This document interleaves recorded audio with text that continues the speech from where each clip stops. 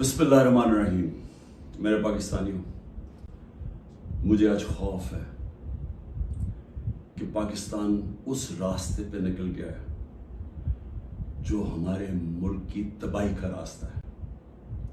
और मुझे खौफ आ रहा है कि अगर अभी हिकमत ना इस्तेमाल की गई, अगर अभी अपने अकल का ना इस्तेमाल किया, तो हम शायद वहां पहुंच जाएं जिधर ये टुकड़े हम वापस जमा नहीं कर सकेंगे अपने मुल्क के। मैं सबसे पहले आप सबके सामने एक चीज रखना चाहता हूं कि इस सब के पीछे है क्या। ये जो एक साल से एक अफरा तफरी मुल्क में मची हुई है, एक पूरा जोर लगा हुआ है कि किसी ना किसी तरह इमरान खान का रास्ता बंद किया जाए, कि ये मुल्क के लिए बहुत बुरा है, इसको नहीं आने देना चाहिए। अगर इलेक्शन भी ना हो, आइन भी टूट जाए, कोई सुप्रीम कोर्ट को भी जलील किया जाए, लेकिन इसको नहीं आने देना। इसके पीछे है क्या? मैं जरा आपको पहले ये ग्राफ दिखा दूं। ये जो आपके सामने, ये जरा ग्राफ देखिए। ये है सर्वे का रिजल्ट। ये सर्वे का रिजल्ट में ये जरा इधर देख लें कि 70% इस वक्त तहरीक इंसाफ की मकबूलियत है पाकिस्तान में। बाकी सारी पार्टीज की मिला के भी तो जो मकबूलियत है, उन सबको अब खौफ है कि इलेक्शन अगर आ गए तो ये हार जाएंगे। अब ये पीडीएम की जमातों ने तब से फैसला किया हुआ है कि इलेक्शन भी नहीं लड़ना, क्योंकि इलेक्शन अगर हो गया तो इमरान खान आ जाएगा, और अगर इमरान खान आ गया तो उनको ये नहीं फिक्र कि मुल्क को अच्छा होगा या बुरा होगा। उनको फिक्र ये है कि इन्होंने अरबों रुपए के अपने करप्शन के केस माफ करवा लिए, और इनको डर ये लगा हुआ है कि जो 30 साल से मेहनत से इन्होंने पैसा चोरी का इकट्ठा करके बाहर रखा हुआ है, किसी तरह उस पैसे के ऊपर यानी वो महफूज रहे। और खतरा इमरान खान से है, क्योंकि बाकी तो सब मिले हुए हैं। अब इसकी वजह से ये सारा मुल्क तबाही के रास्ते पे जा रहा है, कि सिर्फ इस खौफ से कि हमारा आपके पैसा ना ये आके एनआरओ ना वापस ले ले, बस ये वजह है कि ये आमने सामना खड़ा कर रहे हैं मुल्क की सबसे बड़ी जमात और मुल्क की फौज। और ये कामयाबी से ये कर रहे हैं क्योंकि ये पुराने 30 साल के पुराने सियासतदान हैं। ये जाके वहां डराते हैं उनको कि सर वो आपको हटा देगा आके। मैं बार बार कह बैठा हूं कि मैं इदारों के अंदर इंटरफेयर नहीं करता, मैं कह बैठा हूं, बार बार पैगाम पहुंचा बैठा हूं, लेकिन वहां से डराते जी आके हटा देगा आपको, फौज में इंटरफेयर करेगा। अगर इंटरफेयर करना होता, जब मुझे पता था कि पिछला आर्मी चीफ मेरे खिलाफ साजिश कर रहा था, आखिरी महीनों में मुझे आईबी की सारी रिपोर्ट थी, तब मैं उसे हटा देता, क्योंकि मैं नहीं चाहता था कि एक इदारा जो कि बचा हुआ है, बाकी इदारों को तो इंटरफेयर करके हमने तबाह कर दिया है, मैं ये नहीं चाहता था वो तबाह। और मैं आज जरा पहले तो ये पीडीएम के ऊपर बाद में आता हूं, मैं जरा फौज के ऊपर बात कर लूं। देखिए, मैंने सारी दुनिया में अपनी फौज का क्यों दिफा किया? क्योंकि मेरा तो इंटरनेशनल था, मेरी तो आवाज बाहर जाती थी।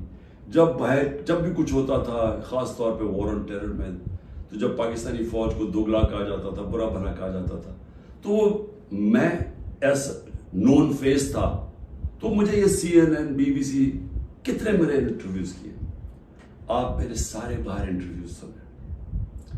जिस तरह मैंने अपनी फौज का दिफा किया, उसको डिफेंड किया, मुझे एक और पाकिस्तानी बताएं जिसने इंटरनेशनल मीडिया पे किया। यहां तो खैर हम कहें, या तो कोई मसला नहीं है, बाहर जिधर पूरी एक बाहर की लॉबीज बैठी हुई है जो चाहते हैं कि पाकिस्तान की फौज कमजोर हो, उन्होंने पूरी कैंपेन चलाई हुई थी। तो मुझे ये फख्र इसलिए है कि मैंने इसलिए नहीं किया कि मुझे कोई फौज ने कोई चीज दे देनी थी, मैंने इसलिए किया कि मैं एक आजाद आदमी हूं। मैं गुलामी कभी किसी की कबूल नहीं की। जितनी मुझे दावतें थी कि बाहर रह लो, जितने मेरे कनेक्शंस थे, जो जितना मुझे इज्जत मिलती थी, बरतानिया की मैं बात कर रहा हूं, मैंने तो कभी नहीं सोचा कि मैं अपने मुल्क के अलावा कहीं रह सकता। मैं हमेशा इस चीज का, जैसे जब बड़ा हो रहा था, चाहता था कि कभी हम वो गुलामी ना करें जो मेरे माँ बाप की, हमारे बड़ों ने की थी, अंग्रेज की गुलामी। ये मेरे बचपन में मेरे से था। मैंने कभी किसी की गुलामी नहीं की। ला इलाहा इल्लल्लाह, किसी इंसान के सामने मैं नहीं आज तक झुका। तो मैं समझता था कि किसी और बाहर के मुल्क में रहना, मैं जो मर्जी कर लूं, मैं सेकंड क्लास सिटीजन हूं, वो मेरा मुल्क तो नहीं है। मेरा हमेशा यही था कि मैं पाकिस्तान, पॉलिटिक्स में भी आया जिस आदमी को जरूरत ही नहीं थी पॉलिटिक्स, अल्लाह ने सब कुछ दे चुका था। कौन मुझे एक आदमी बताएं जिसको सब कुछ हो, वो अपनी जिंदगी के 22 साल लगाता है किसी चीज पे, कुर्बानियां देता है, यानी अपनी फैमिली की। कौन आदमी करता है? क्योंकि मेरा और कोई घर नहीं था, मैंने कभी नहीं सोचा पाकिस्तान के अलावा कहीं रहना। तो इसलिए मैं हमेशा ये ज़हन में डाल के बैठा था कि अगर हमारी फौज मजबूत ना हो, और मेरी स्टेटमेंट सुन ले, मैं प्राइम मिनिस्टर था, मैंने कहा कि अगर फौज कमजोर हुई तो हमारा वही हाल होगा जो मुसलमान मुल्कों का है। उठा के देखे ना, ऊपर से लेकर नीचे तक, लिबिया, सीरिया, सोमालिया, फिर अफगानिस्तान से जो हुआ, इराक से जो, सारे मुल्क तबाह हुए जो अपनी दफा नहीं कर सकते थे। हमें फख्र था कि हमारी सबसे मजबूत फौज है। तो जब भी, पहले मैं वाजे कर दूं कि मैं कभी अपनी फौज की तनकीद करता हूं तो जिस तरह मैं अपने बच्चों की तनकीद करता हूं, इस्लाहत करने के लिए। क्योंकि अगर फौज को मैं कमजोर करूंगा तो मैं अपने आप को कमजोर करूंगा।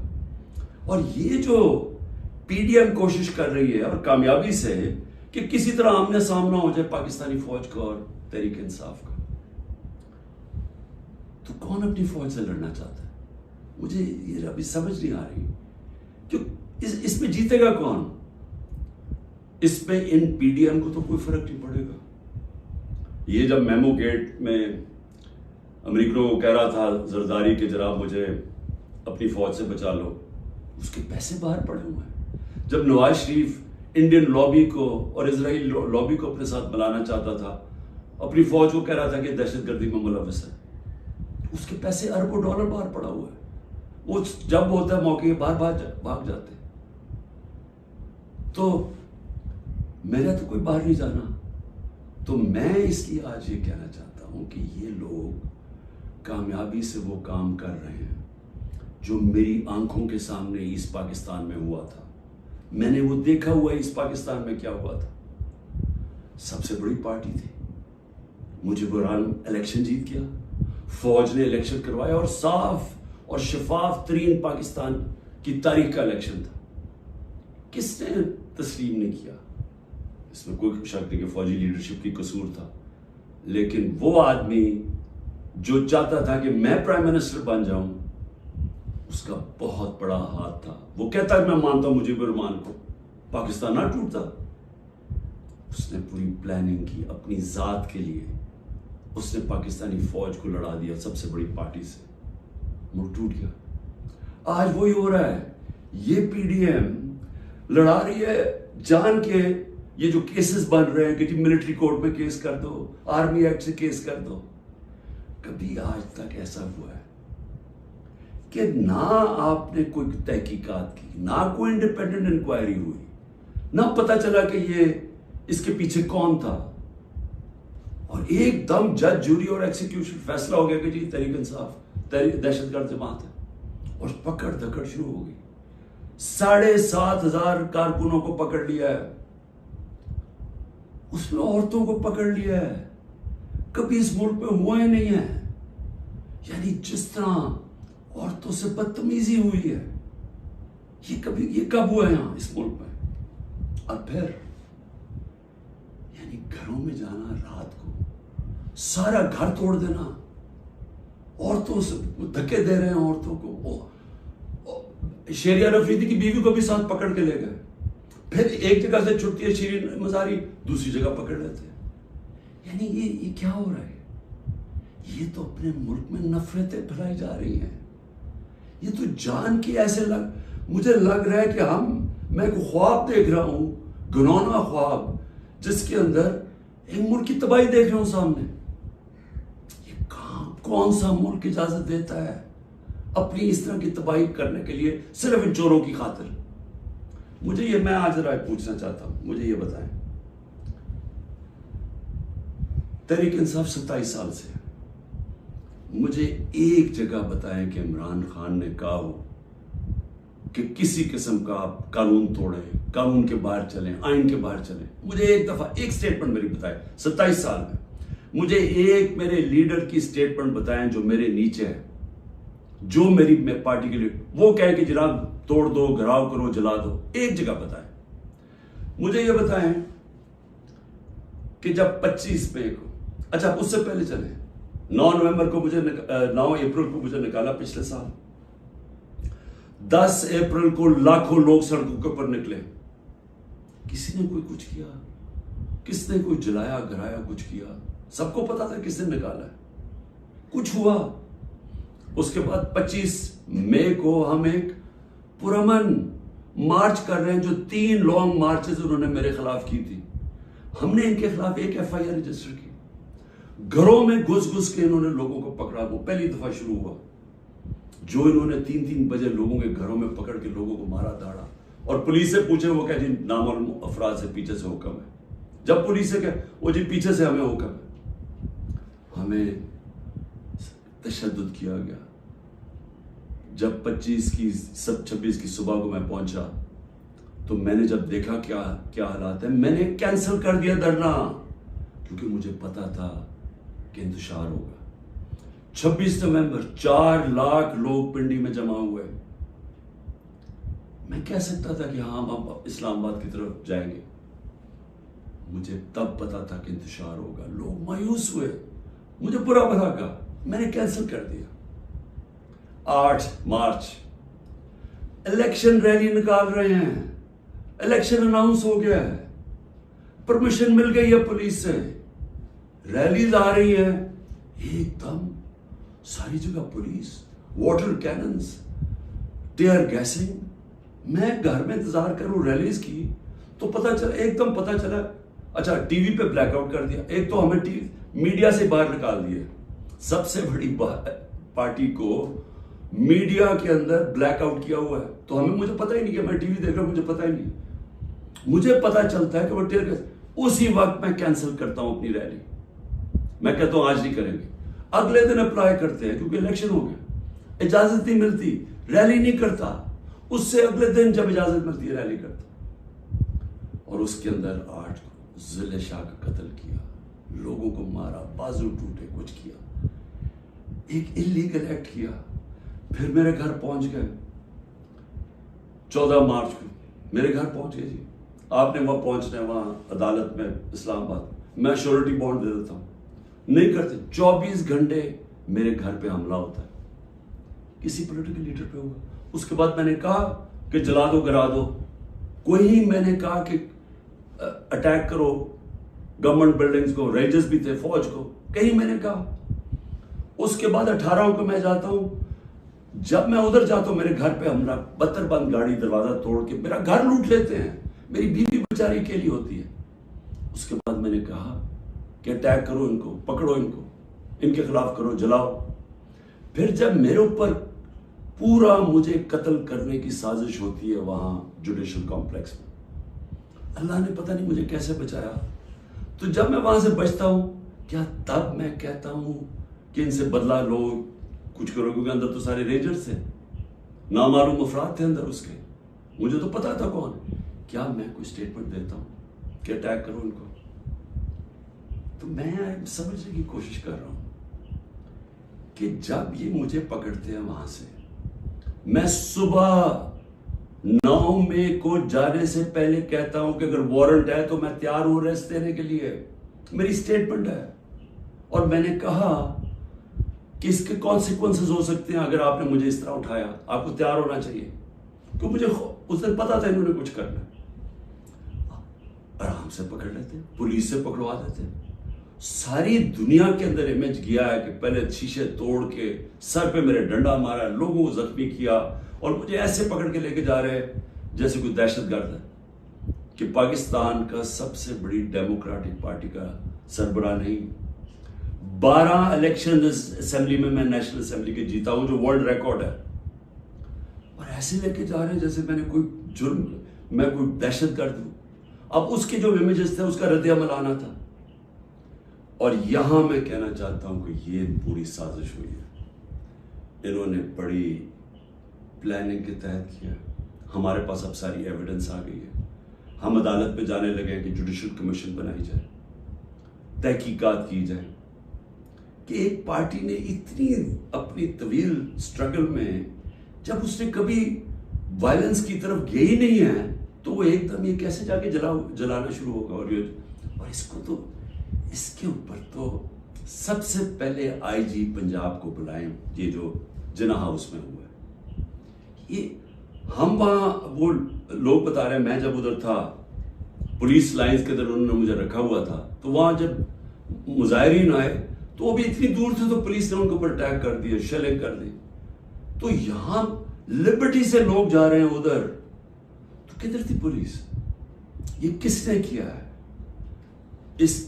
अगर इसकी सही तहकीकात हो जाए तो पता चल जाएगा इस साजिश के पीछे कौन था, कौन उसको इस्तेमाल करना चाहता था एक पूरी पार्टी को बैन करने के लिए, कलादम करने के लिए। ये जो 7,000 7,500 लोग जेलों में डाला है, ये पहले से प्री प्लान था। उसको बहाना मार के तो सारी पार्टी को जेल में डालना था। और फिर ये जो लोगों को कहा जा रहा है कि जी अब पार्टी छोड़ दे, या जो अनाउंसमेंट्स हैं, मुझे ये समझ नहीं आ रही कि क्या जो ये कर रहे हैं उनको समझ आ रही है कि ये पाकिस्तान किधर जा रहा है। क्योंकि पीडीएम तो चाहती है ये, वो जो लंदन में बैठा हुआ है उसको कोई फर्क नहीं पड़ रहा कि मुल्क का इदारे जाए, आइन जाए, मुल्क की फौज बदनाम हो, उसको कोई फर्क नहीं पड़ रहा, क्योंकि उसने खुद फौज बड़ी बदनाम की हुई है पहले, उसको नहीं फर्क पड़ रहा। फर्क हम सबको पड़ रहा है। ये जो जिनका जीना मरना है पाकिस्तान में, खौफ हमें आ रहा है इस चीज का। और ये मुझे अफसोस से कहना पड़ता है कि इसके अंदर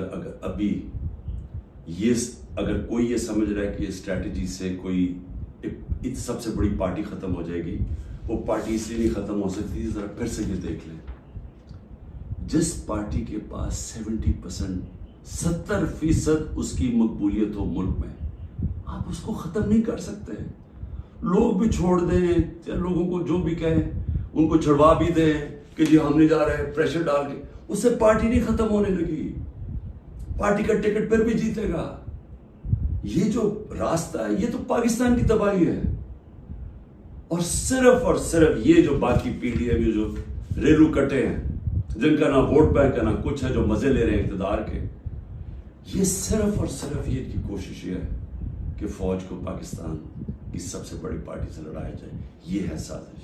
सो मेरी आपसे रिक्वेस्ट है, मेरे अपने पाकिस्तानियों से, कि देखें, ये वक्त है कि हम सब जागे कि क्या हो रहा है। ये जो खौफ और हरासा फैलाया जा रहा है, इसका सिर्फ एक ही मकसद है कि लोग चुप करके बैठ जाएं। ये जो औरतों से कर रहे हैं, यानी मैं फिर से ये कहना चाहता हूं कि मुझे तो अभी समझ नहीं आ रही कि ये हम कौन सी दुनिया में हैं। हमारे मुल्क, हमारी जो दीन है, हमारी तो रवायतें, चादर और चार दीवारी, मैंने तो कभी ऐसा नहीं देखा। मुझे सिर्फ एक ही चीज समझ आ रही है कि ये कोई खौफ पैदा करना चाह रहे हैं। और मुझे डर ये है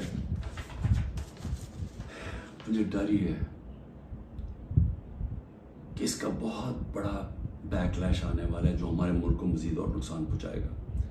अभी तक कोई जो बात नहीं कर रहा, सरकारी बिल्डिंग्स की बात कर रहा है। और मैं जब कहा, हमने इंशाल्लाह हाई कोर्ट में जा रहे हैं कि जुडिशल कमीशन फौरी बनाई जाए, क्योंकि हमारे पास अब सबूत आ गए हैं।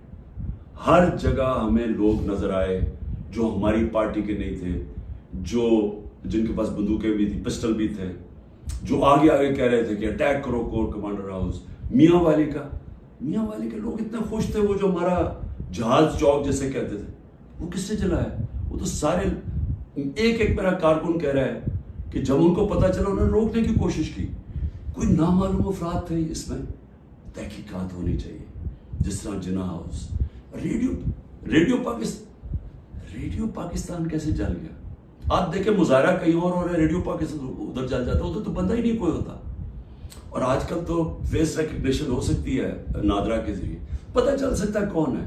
तो इसके लिए इंडिपेंडेंट तहकीकात चाहिए। मैं जरा सिर्फ अभी गिरा दूं, अब तक 25 लोग शहीद हो चुके हैं।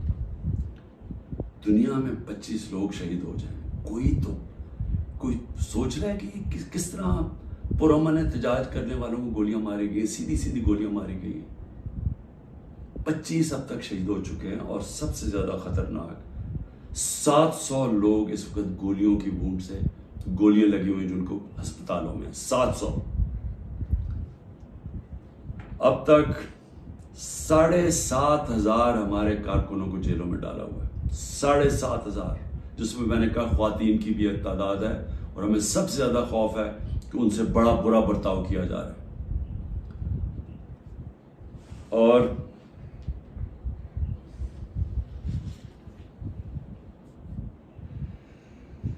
आखिर में मैंने अभी सुना है कि जनाब 40 दहशतगर्द मेरे घर में हैं, जिनको मैंने पनाह दी हुई है। और कहा जी कि हम इनके ऊपर कोई घर के ऊपर कार्रवाई होगी 40 दहशतगर्द को पकड़ने के लिए। मेरी रिक्वेस्ट है आपको कि 40 दहशतगर्द अगर घर में हैं तो मेरी जिंदगी को भी खतरा है। मेहरबानी करके जरूर आए यहाँ, लेकिन इस तरह ना आए कि कोई दावा बोल के, इस तरह करें सर्च वारंट लेके आए एक मुहस्सब माशरे की तरह आए कि कोई नाम तो दे, ये दहशतगर्द है कौन, और आए हम आपको सारी दिखा देते हैं घर में किधर है, कितने दहशतगर्द हैं। शायद मेरा ही फायदा करवा देंगे कि अगर कोई छुपा हुआ वो दहशतगर्द है।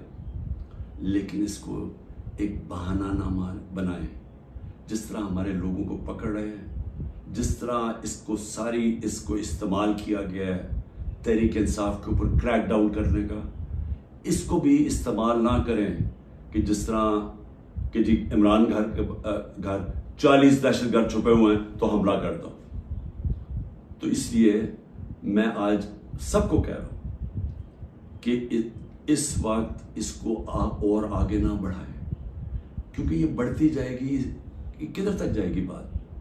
इसमें तो कोई हल है ही नहीं कि सिर्फ पीडीएम को फायदा करवाने के लिए, कि वो जो मैं बार बार कहता हूं कि ये हालात है कि 70% इस वक्त कौम इधर खड़ी हुई है, तो ये जो थोड़े से रेलू कट्टे हैं इनको बचाने के लिए यानी सबसे बड़ी जमात को खत्म कर देना है, खत्म करने की कोशिश, क्या ये हो सकता है? इसलिए अभी भी वक्त है, अकल करें, बात करें, मसला हल करें। और मसला एक ही है, किसी से पूछ लें, तहरीक इंसाफ की बात नहीं कर रहा, किसी से पूछ लें कि इस मुल्क में सियासी इस्तेकाम आ ही नहीं सकता जब तक आप इलेक्शन ना करवाएं। मैं 1 साल से ये कह रहा हूं, मैं आज भी ये कह रहा हूं कि इसका सिर्फ हल इलेक्शन है। और मैं तब से इंतजार कर रहा हूं कि कोई बातचीत करे इस पे। जिन लोगों से हम बात करते हैं वो नहीं सुनना चाहते, वो अजीब बातें करते हैं कि जी अक्टूबर और उससे आगे चला जाए। तो वो तो ये तो होना ही नहीं। अगर ये आज 70 है तो ये और बढ़ जाएगा आगे, लीड और इनकी बढ़ जाएगी। तो उन्होंने तो इलेक्शन नहीं करवाना। तो जो करवा सकते हैं, मेरी आज आपसे अपील है, इस मुल्क को बचाएं और इलेक्शंस करवाएं।